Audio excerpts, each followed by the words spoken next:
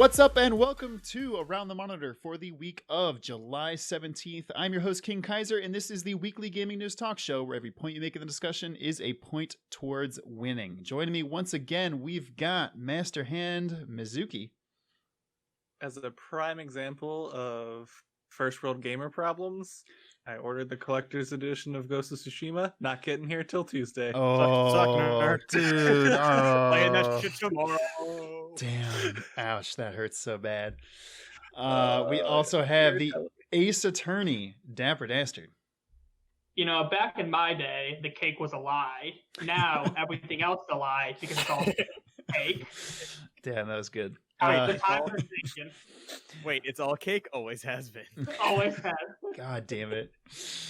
That voice was the Snapshot Crackshot, the Fisher King.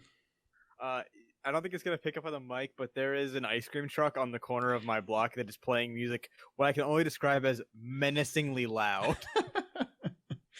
Mr. Frosty comes for you. And last but not least, we've got the hockey sticks and sickle, Ian. I'm finally starting to come out of my Warframe addiction. Wow, congrats. We knew you could beat this. Been meaning to have a talk. Rusty says DMCA, the ice cream truck.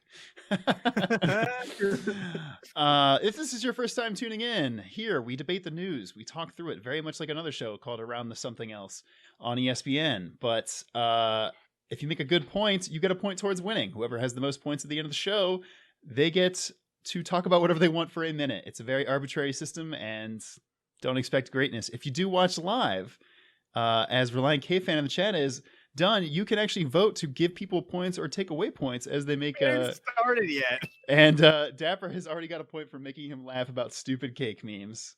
But we always start the show with a trivia question.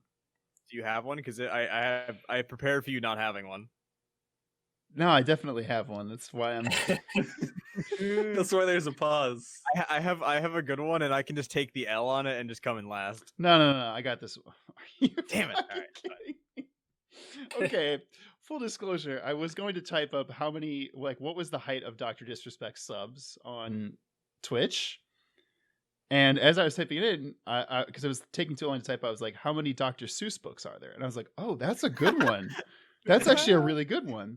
When I typed that into Google, though, it said at least 50, which is not an answer, Google. You can't just say, how many Dr. Seuss books are there? At least 50.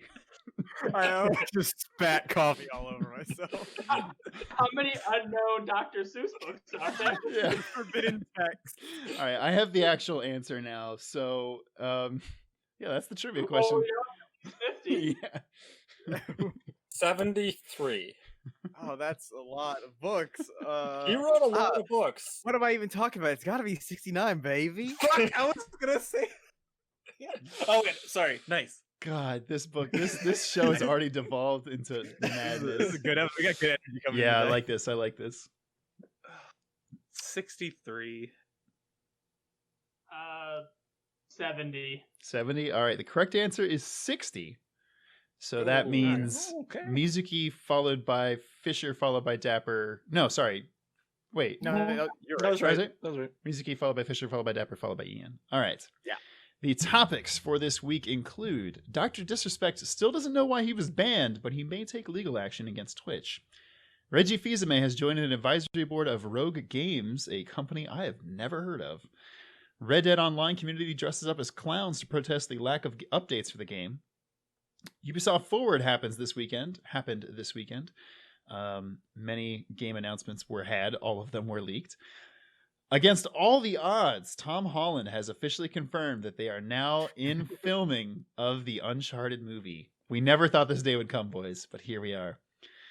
Stadia held a Connect this week. Nobody knew about it, but hey, they did announce a few new games, actually.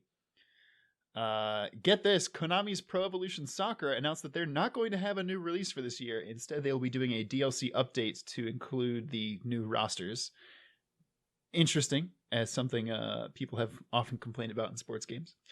Japanese critics apparently love Ghost of Tsushima. While here in the West, Metacritic only has it at I think 85 right now. It is the only third Western game to get a perfect score from the gaming site Famitsu. Yes, wow. Project xCloud is going to be paired with Xbox Game Pass Ultimate in September. Holy moly, that's a big deal. Ubisoft cleans house with many leaving the company. I would also accept if you want to tie this into Forward and how they chose to not say something about it. The Japanese game developer Swery issued an apology for writing for the writing in Deadly Premonition 2 in regards to how it treated a trans character. And Phil Spencer says he does not regret Mixer. Mizuki, what would you like to talk about? I want to talk about Ubisoft Forward. Okay. Tell us about the French publisher Ubisoft and how they're going forward. Oh god. So Ubisoft going forward is really only making 4 games from the sounds of it. They're making like Watch Dogs Legion. They're making a new Far Cry game that looks cool and stars a Spanish guy who doesn't really speak Spanish as the main villain. So that's cool, especially since the main villain speaks Spanish. Huh. Weird choice there, Ubi. I mean, I get it. He like the guy is known for being a villain. Wait, did you not call Esposito not speak Spanish? Not well, apparently. Which No. is yeah, basically they're getting like a little dunked on. They're like, yes, he thematically fits this, but like there's actual actors that speak Spanish, so maybe don't use him. But whatever, it's fine. It was just a cinematic trailer so far. My call is it has nothing to do with Far Cry 3, and everyone that's saying it's a Far Cry 3 prequel can go fuck off. I feel like people at Ubisoft are like, fuck, that's a good idea. Can we retool this game? Not like Voss already has a backstory. Like he was born in the Cook Islands and he had a sister. Like I don't know why people are like it's Voss. It's not. Just shut the fuck up. Cool. And like I think the voice actor is doing something in this game, but that doesn't mean he's voicing Voss again. Like fucking Troy Baker voices multiple people in the same franchises half the time. So like it's not like no one else can do that. What was the other game? The Forward overall presentation was done well. I think they had a good amount of gameplay versus cinematic. They actually showed a bunch of cool stuff presentationally. When it came to like the meat of it, it's like, okay, we knew we were getting a Far Cry. We knew we were getting more Watch Dogs Legion. It's cool that it's coming in fall. We knew we were getting more Assassin's Creed Valhalla. Cool. Yeah, there was no big like, whoa, didn't see that coming moment. You know what was very much missing from this presentation? Oh my god. God damn it. What was very much missing from this presentation was some Beyond Good and Evil 2. No. There's no Rayman, there's no Rabbids 2, there's a bunch of stuff they could have done. But to give hope to people like me, they're doing a second Ubisoft Forward conference at an unknown time and date sometime in the future. Yeah. Eventually get disappointed again.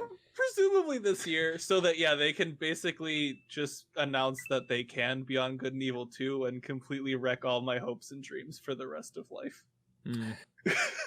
They do the conference at the end, and they're like, and now for a sequel we know you're all waiting for, and it's just For Honor 2. No. What I really, this wouldn't even shock me if they did this, is if they cancel Beyond Good and Evil 2 and announce Beyond Good and Evil 3. Oh, I want a fucking game series to do that so goddamn badly. And it's just like the Microsoft Windows or the iPhone, and then just skip a number. No, because like Beyond Good and Evil 2 is a prequel, and then they're just like, no, actually, we thought better. It's a sequel now, so we're skipping 2. It's 3 now. Yeah, so it's whoever's baffling. next, go next. I do want to point out, Reliant K-Fan says a friend sent me an article that they later updated it, saying that they actually haven't started filming Uncharted yet. Huh. Well, yeah, they haven't actually.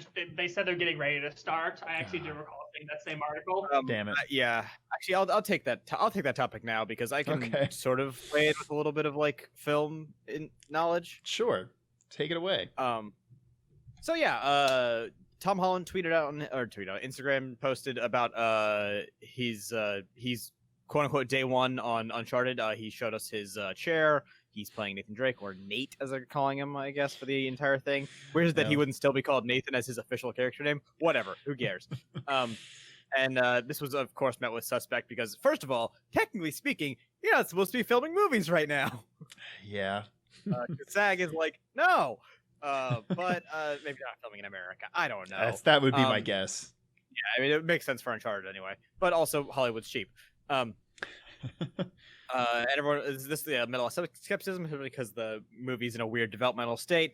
And then, as Ryan Cage posted the article, they're technically not actually filming yet, which is what was officially said. Mhm. It's likely that they are in fact day one, and they're not actually filming yet. Maybe they're doing table reads, which would be weird in this point in the thing. But maybe they're just trying to actually start something, just so God knows anything happens. They also very well could have been doing some promotional stuff with Holland in costume, and then who's playing Sully officially? Mark Wahlberg. Marky Mark. Yeah. I know, because I know he's serving as a producer, but I didn't know if he was actually still playing Sully. It's much more likely that they're not actually filming yet, but they're first of all trying to actually get the ball rolling so that when August rolls around, and I think September is when SAG is officially like, yeah, you can go back doing whatever the fuck you want. They can actually start production wholesale and actually get this fucking thing rolling, because I have a distinct feeling this movie is going to be tremendously over budget and way behind schedule. It's currently slated for, I want to say, July of 2021. Yes, it is. Yes, July 2021. If they're day one in the year of our Lord 2020 in There's no July, way. I can tell you that that's not coming out in July 2021. And if it does, it's going to suck hog. Yeah. It's very. It's likely that they're trying to remind people, and we nerds know, but people that aren't actually like caring about this don't know this exists. So this might be the very first time they're hearing about it. So hearing about Tom Holland being like, day one, we're shooting, let's go, woo. People would be like, oh shit, okay, I'm excited for that now. Which is, it's much better to go from nothing to excitement than go from nothing to worry to Yeah. It's we'll see. Again, this is the 7th director this movie has had, so who knows? Maybe halfway through its actual filming, this guy drops out and we get an 8th director. That's fine. That's happened to movies before, and they're trying to just fine. Yeah. There's so much talent behind this movie, and also so much bullshit that it could turn out anyway, and I wouldn't be surprised. Yeah. I mean, Wahlberg and Holland are both tremendous physical actors. Holland's an actually good actor. They have a really good chance of actually making this good. I just hope they don't fuck it up. I don't care about Uncharted. I'm kind of excited for this. I hope it's good. Yeah, that's the thing, is like the acting is going to be good no matter what. It's just, is the acting going to be good in a good movie, or is it going to be, oh, the acting was good, shame about the movie though? Do we know who wrote the script on this? I believe it was written by committee, which I have. Oh no! I have dragged countless times. Oh no. Okay, then yeah, rip. We'll see. I'm cautiously optimistic, as I think all of us are. No, it's going to be bad. I'm not optimistic. Yeah. Remove the optimistic part from that. Well, maybe Dapper, you can give us some optimism about another news topic. Like Simon, Prince of Persia and Assassin's Creed also had good actors, and they were trash beyond reason. So hey, sorry. We did get the Sonic by- movie last year. Or no, that was this year. Jesus God, time is a flat circle. It's written by two guys, Art Markham and Matt Holloway, who did the original Iron Man, the Punisher movie, and the last Transformer movie. But it's also written by committee, and they also did Men in Black International, which sucked. Yeah, okay. So they made Iron Man, and they made a lot of bad movies. Yeah. Damn it. Dapper, what would you like to take for your first topic? I'm gonna talk about Dr. Disrespect. Damn it. That was my other one, but I want to take Uncharted. All right, go ahead. Time to get disrespectful. All right, so I actually didn't super care about this topic when the band first came out because I don't really like Dr. Disrespect, so I didn't super care. But now that this has sort of gone on for a bit longer, I've kind of realized it's actually pretty interesting, and I now actually want to pay attention to how this all unfolds. Yeah. Because again, if you do like a short timeline of Dr. Disrespect, we have the last year's June incident where he gets in trouble with Twitch for bringing a camera into a bathroom during whatever event he was at. For committing a crime. I believe it was E3, yeah. Yeah. Then again, there wasn't really any real punishment for that. It was like a short suspension, but that was it. Yeah. Then in March, he signs a multi-year deal with Twitch. Length of time and money undisclosed, but we're going to assume a buttload because he's a huge streamer. And then we get to the June. What was the exact date of the suspension? I want to say. I think it was like maybe 10 days ago. No, it's actually recent. It's slightly longer than that. Hold on, I'm sorry. I really want to get the exact date.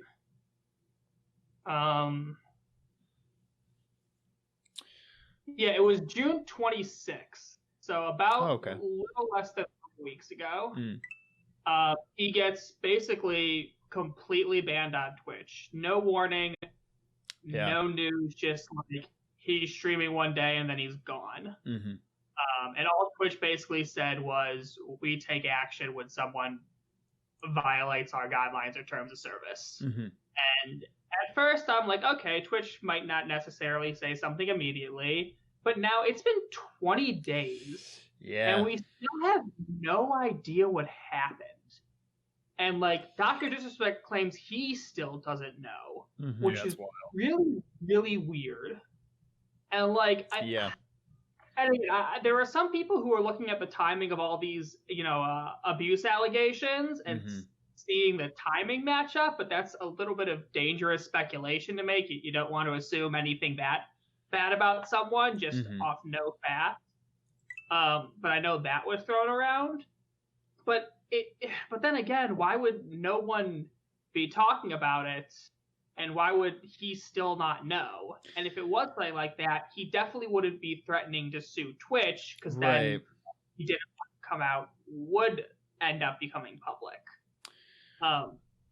But to dabble in a little bit of conspiracy, I've heard I've heard some rumors about either like Spotify or a company trying to start its own streaming platform. And then I also heard that him and Ninja and one other guy were going to start their own streaming platform. Yeah, I think his ban happened shortly around the time that Mixer was going under. Mixer went down, which again is some of the interesting timing.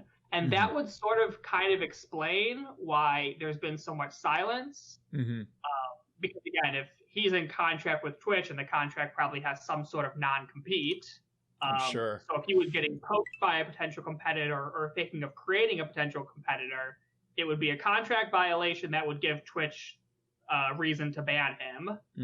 Twitch would not want to admit that was happening because it'd be talking about it. It'd be admitting the existence of a potential competitor. But Dr. Disrespect could still claim that nothing was official, so he still has cause to sue Twitch, claiming that Twitch would be the one who violated their contract by banning him without reason. So like that seems to be the explanation that makes the most sense given what's going on. It gives reason for everyone to be silent, which again, otherwise I don't know why there's so much silence going on. But it's still really interesting that we have been left in the dark for 3 weeks now. Yeah, I was certain that we would know. Like literally, I was like, "Oh, it's just not out today." And then like 2 days went by, another day went by, and then eventually it became a week. And I'm like, "Are we never gonna find out what happened to this guy?" And here we are, 3 weeks. A lot of the conspiracies. Sorry to do all this, but I think it's actually a really interesting topic. A lot of the conspiracies are based on it's so bizarre that I'm sure they have a contract. I'm sure there's a termination clause in it. Why the fuck wouldn't there be? But you can't just terminate someone in a one-to-one contract and not explain it, because if you don't have probable cause for terminating a contract, you have to pay out the difference in the promised amount. Yep. And one of the really interesting things too that Dapper brought up with the non-compete sort of stuff is non-competes aren't even enforceable in California. Like you can't use them. Really? And Twitch is based in California, and I believe Dr. Disrespect is in LA. Do they have a complete and total ban on non-competes? Yeah, they're not enforceable. You can write them, but they're not enforceable. Basically useless. The WWE's gotten in trouble for using them a lot because they're really not enforceable. So like you can just do whatever the fuck you want. Some states enforce them. California is not one of them. Yeah, I mean, Ohio has extremely limited scope, non-compete. It has to be reasonable in time, duration, and geographical location. Yeah. Right. For California, as long as it doesn't involve like stealing intellectual property or something on your way out, doesn't matter. Yeah. But we shall see more about this story, I'm sure. But in the meantime, I do too. I'm very curious. Ian, what would you like to take for your first topic? All right, I'm going to talk about something I think is dumb as hell. Hell yeah. which is Xbox Game Pass, which is adding a streaming service to their Ultimate subscription. Okay. I'm really interested where you're going with this. Okay. No. So listen, Xbox Game Pass is fantastic. It's a lot of games for a cheap price. If you're like me, or like I think pretty much everyone here, and you play a lot of different games, Xbox Game Pass is a fantastic deal. Absolutely. They're adding Project xCloud streaming to their Ultimate subscription. The Ultimate subscription is terrible name. Also, the Ultimate subscription it's like $5 more per month and includes Xbox Live Gold with your Game Pass. And they announced that they're going to start adding Project xCloud streaming into that, so that basically that you can play your Xbox games on your tablet and phone. No one wants to play console games on their fucking phones. we tried this when smartphones were coming out. Like, do y'all remember when we had like fucking GTA and Sonic on phones? No one fucking played those games because you don't want to be sitting on a fucking toilet or sitting on the bus and playing like fucking GTA, or in this case Halo Infinite, using touch controls. No, that's why you slap the controller on there, you know? Yeah, and gotta get those dongles. It's still not great. It's not a good experience. And the point of like phone games, what they've turned into is like the two types. There's the gacha games, and there's the like, solitaire and shit, right? Neither of those are things that require any like minute to minute attention. It's always like turn-based things or slow things where you can, you're on the bus and you need to like check for your stop, or I'm done pooping, I'm gonna put this in my pocket now. Halo Infinite is not fucking that, and like I said, we've been through this. No one wants this, and putting it on. In addition, like that was when it was running on your phone. Now add in all the like everything that comes with a streaming service on top of that. Combine no one wants to play console games on their phone with no one bought Stadia. Well, my counterpoint. How do you think this is gonna turn out? My counterpoint is, I don't think xCloud is going to be Google Stadia. Hope to God it's going to be a hell of a lot better than that. But Reliant K says, how do we know that Halo Infinite isn't going to be that, Ian? That slow game. They haven't showed us gameplay yet. Damn. Well, my response to that is, from everything that I've heard about Stadia, aside from their like game library, the streaming was actually like as good as it could be. It worked well for most things. I don't think xCloud is going to be significantly better, if at all. xCloud's already fine. I've used it. I'm in the beta. Dang. I mean, you still need good internet. It's the same as Stadia. Yeah, right? Like you still probably won't be able to play it on your mobile phone, not on a Wi-Fi connection. Like unless you want to run your data to death. And if you're not on a Wi-Fi, if you're on a Wi-Fi connection, you're probably in your home. That's not true. Okay. Are you going to be playing fucking Halo Infinite in a Tim Hortons. my Ooh. That's a good idea though. My counterpoint, also Now that you mention you definitely are Canadian because you said Tim Hortons. Yeah. In my head, what this does is for people who like say I didn't have a good computer. Guess what? I pay the $15 for Game Pass, then boom, I can play these on my home computer without paying the, like $500 to get, the new Xbox or whatever. And I'm still running them at the same level, presumably, with low latency. It's good for travel too. Like I've thought about using it when I travel. Like if you can get it on your laptop, and just play on my laptop and not have to like drag a console around to play like legit games. Mizuki, you are up next in the order. What would you like to talk about? No one dunked on Stadia yet, right? No, go please do. Let's apart from Stadia. Ian, kind of. So Stadia had a Connect this week. Zach forgot about it, as he noted in our show notes. I also forgot that it happened. Literally after it happened, I saw my Twitter and I was like, "Oh shit, we didn't do a live reaction to that." Oh well.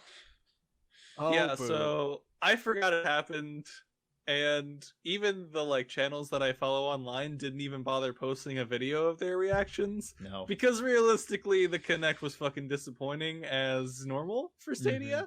Mm-hmm. They're like, man, we've got some really high tier AAA level games here, like Orcs Must Die 3 coming to Stadia. Which, to be fair, Orcs Must Die, not a bad franchise. Pretty fun tower defense game. Is that gonna sell Stadia? No. Fuck no. Hey, to be fair, and I think this is a good transition, they did get Sekiro. Yeah, except and most they are getting people that are gonna play Sekiro already fucking bought it. And they also did get Jedi Fallen Order a year after its release.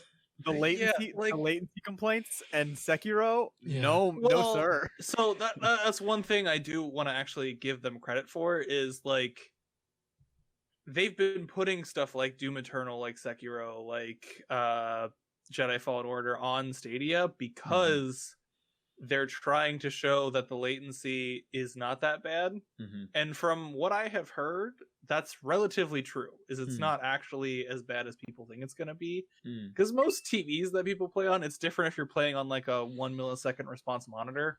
But if you're playing on a normal TV, that usually has 5 to 10 milliseconds already in terms of response time. Yeah. So adding a bit on top of that for some networking stuff won't necessarily be bad if you have good enough internet. Mm-hmm. Problem is good enough internet. So yeah, if you're trying to play that shit on your phone in the New York subway system, good fucking luck. You're gonna die over and over and over and over and over again. Because Sekiro is hard already when you don't have lag. So I get why they're doing this, but they straight up they can't win at this point. There's nothing they can do to win.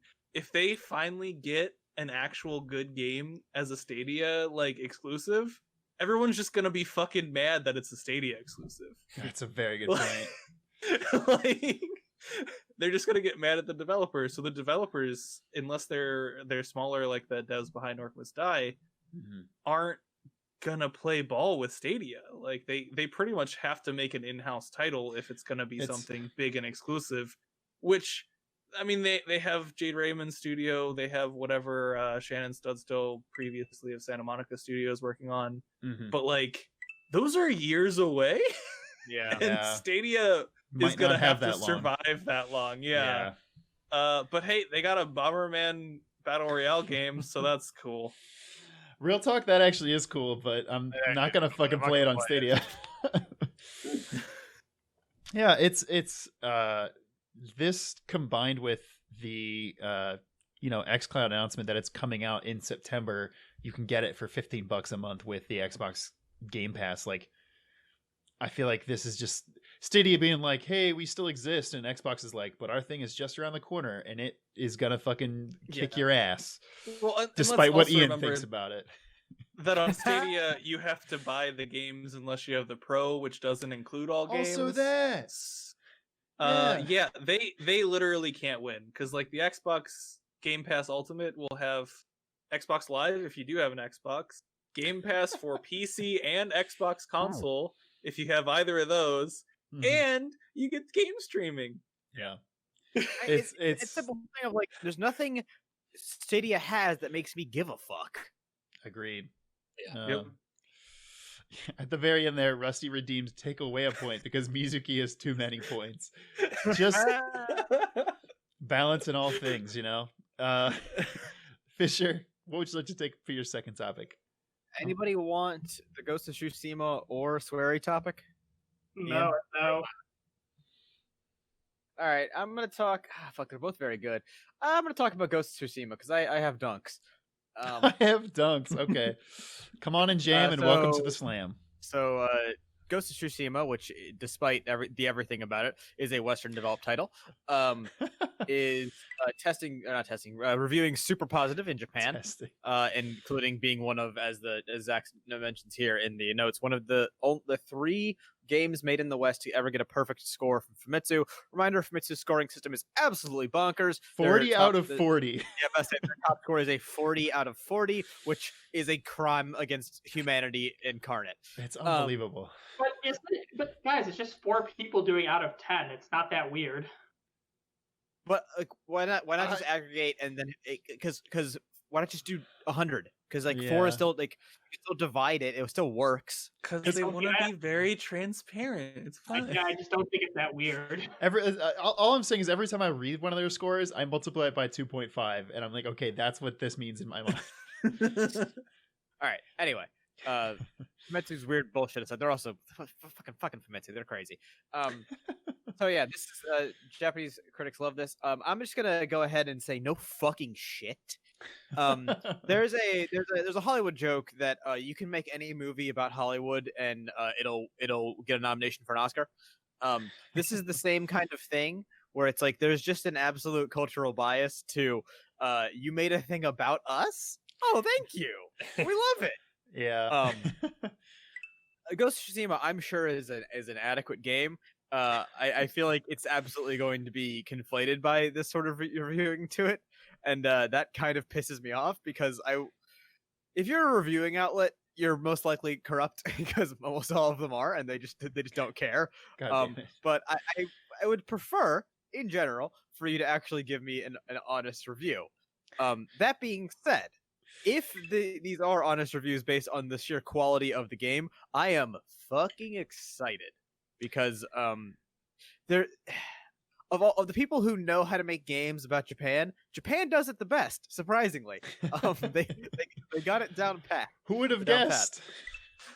So if we're seeing that, like, if we're seeing that the Western developers can capture the sort of stylistic and evocative stuff you see in a lot of Eastern titles, that is a really good sign for overall how games are progressing, because that means we can start seeing a lot more of something I've been asking for a while, which is cross development, which we have different teams of different not ideologies, but like sort of like schema and like design, like how they're taught how to make games, like cross pollinating and making games together and making games of the same setting and style. That's just really good for the games industry overall. I've been saying for a while, I want more Eastern developed big scope, like FPS and like craftathon games, because that the West absolutely devours those, and the East typically doesn't make them. Yeah. And there's a huge like empty shell there. And like you see stuff like Breath of the Wild, where it's a game with crafting and exploration, and it's very Western, and it's made by a Japanese team, and people absolutely love it. It also has a nostalgia boner, but that's not the point. I was gonna say, it was like, so would you say that Breath of the Wild is like a 10 out of 10, or? I would say that if it wasn't a Zelda game, nobody would have played it. Dapper, what would you like to talk about for your second topic? Alright, I'm just gonna laugh for a little bit about the death of Mixer and Phil Spencer saying he has no regrets. No regrets. Phil Spencer says he doesn't regret Mixer sounds like a fucking Art Nouveau album title. So Phil Spencer, after getting his no regrets tattoo, said in an interview that he does not have any regrets about Mixer, Microsoft streaming platform that existed from 2016 until 5 days from now, when it will be shut down. And like, did anyone expect Phil Spencer to be like, I have super high regrets about Mixer? Oh shit, we fucked up. Like, Damn. Could have done better with Mixer, guys. like, yeah, like, I mean, what do we expect him to say? And of course he has no regrets. He has a personal net worth of 25 million and works for Xbox, which has a net of 585 million. They don't really give a Jesus shit God. if Mixer fails. So yeah, he's not Yeah. gonna come out here and start crying about Mixer. Like, the one quote I really like is like, you make decisions with the best information with you have and apply your best efforts. I mean, I guess that's true, but if I had the best information, I would have said, damn, there's no way we're going to be Twitch. Let's not make a streaming platform. I mean, that's really the best information on my regard. I don't work in the games industry, but if I had best information, I would have not tried to go in on Mixer. But once again, you're a $585 billion company. You don't really regret when you throw money at shit that doesn't work because you're still making a new Xbox system, and that's going to get you all the money you need. So, like, F for effort on Mixer there, because I'm pretty sure when we first, talked about Ninja going over there, none of us were still really certain it was going to mean much in the long run. Yeah. Because outside of Ninja, they didn't really have anything else to steal Twitch's thunder. No. And as we frequently talked about, it's really hard to unseat the giants of the gaming industry. And Twitch is so firmly planted, despite constantly screwing up, they're still so firmly planted as the streaming site that, like, absolutely good luck trying to take them down. It's not going to work. No. It's like, listen, YouTubers for literally years have been saying, man, I wish we didn't have to put stuff on YouTube because it's a shitty platform. And here we are still using YouTube because nothing can fucking unseat it. It's literally impossible. It's a de facto monopoly. Like, not legally a monopoly, but let's be like freaking honest. Twitch is a monopoly on streaming right now. Nobody's going to fucking Vimeo to get their goddamn makeup tutorials. That really funny when we were talking about that had like Juju Smith-Schuster on it. What was that streaming service called? Because that one still makes me laugh. Oh my god, I forgot about that. Caffeine. It was called Caffeine. Yeah, Caffeine. Oh man. If Dr. Disrespect going to Caffeine next, the answer may surprise you. It's no. It blows my fucking mind that Mixer, when they signed these big contracts with these streamers, didn't say, oh, also you have to like help cross-pollinate. Like you have to go on another stream or host someone else or like anything to like spread the wealth around Mixer. It's fucking baffling. Yeah.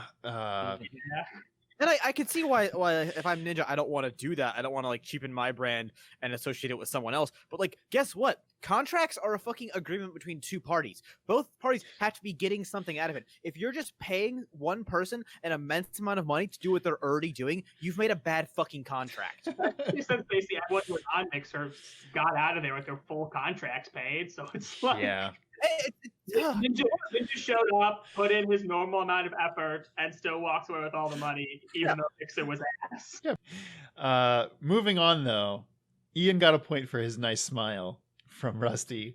Let's see if we can get some more points from his nice opinions. You don't want to say that. Yes, I surprise you. It's no. What would you like to talk about? Yeah. So I'm going to talk about Pez, not the candy. Hey. I'm going to talk about Goofy the dog giving me candy out of his mouth, baby birding me. What are you no, I'm going to talk about Pro Evolution Soccer, which is Konami's soccer game. Mm-hmm. It's what if FIFA? Yes. Konami's what if FIFA? But what if FIFA happened? Yeah. Like, it's, to people who play these games, they're very different.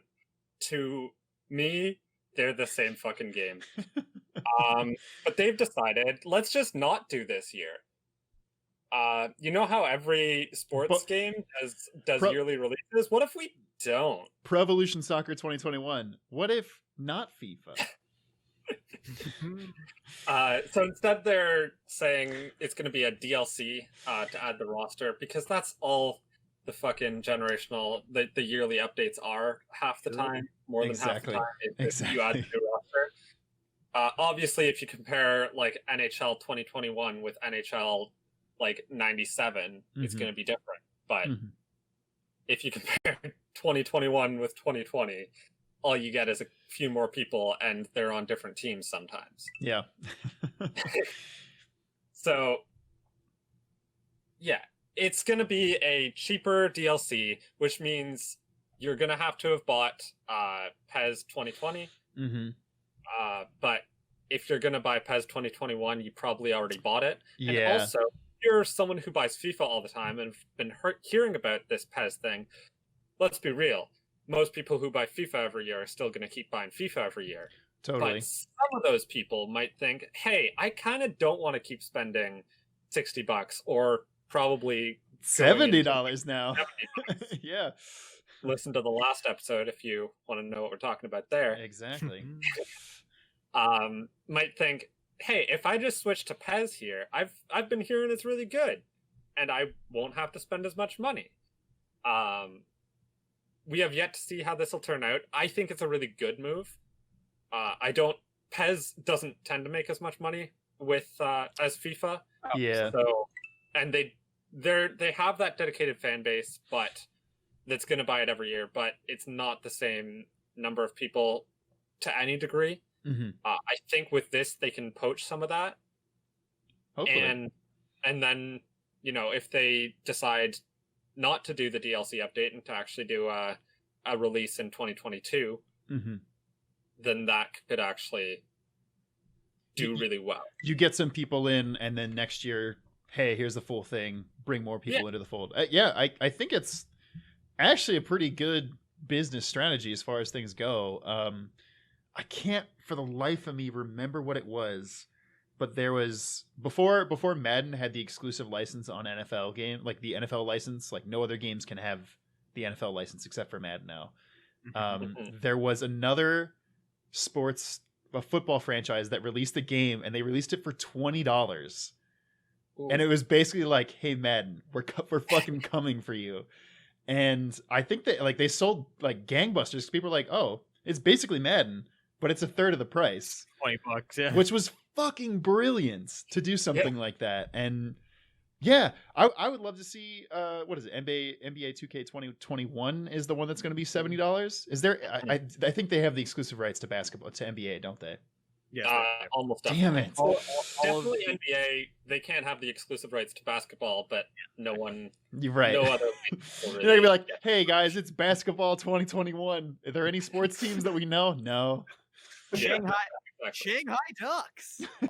If I'm like FIFA or whatever, I'm not worried about like losing sales because of Pro Evolution Soccer, but I am terrified about people being like, oh yeah, all you do is update the roster. Why don't you just do that every year? It's them being like, everybody sees this, says, hey, that's actually a really good consumer friendly business option to do.